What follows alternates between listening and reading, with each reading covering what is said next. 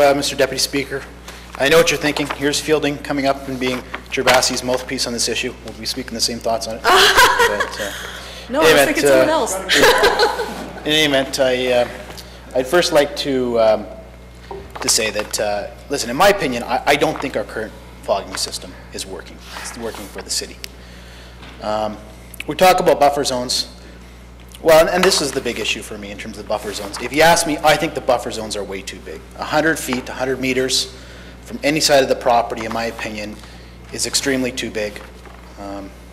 I think we really need to think about not just the people that have some concerns in terms of the chemicals that are being used, but what about those other citizens that are within the buffer zones? I've got a number of calls from residents. There's one lady in particular, I think I mentioned last month, who called me up and said her son is allergic to mosquito bites. So they're within the buffer zone. They feel hostage to their own environment that's there. So I think, and you know, I'm very hopeful that the province is going to listen to this. We got the 100 meters that's there. We didn't put a kind of a distance of how far that should go. If you ask my personal opinion, I think it should be at 25 feet as opposed to 50. And I think that's fair. I think that's fair for our citizens, the people that are there.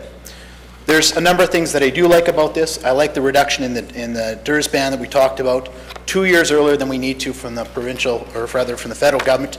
I think it makes sense. The 2015, moving before we need to do, I think makes a lot of sense.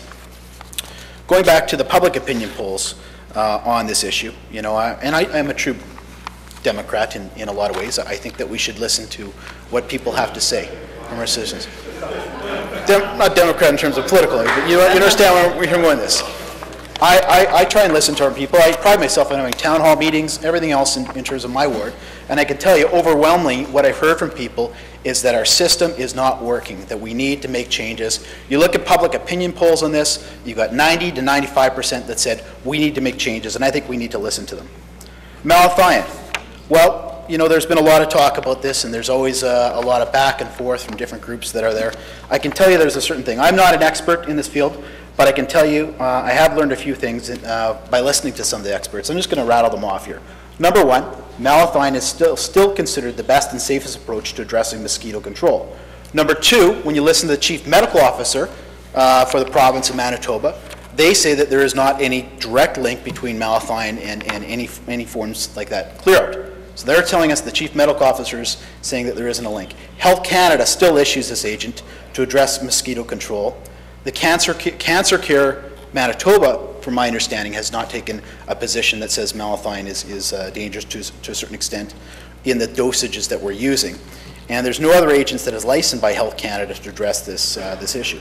Malathion has, as we mentioned, no negative effects in terms of the doses that we're using. So until I hear any different from people like the Chief Medical Officer, Cancer Care, in terms of what the dosings we're going to be using, my position is that we maintain the use of malathion until a better agent is found. My understanding is there's more in the States. They're not licensed from here.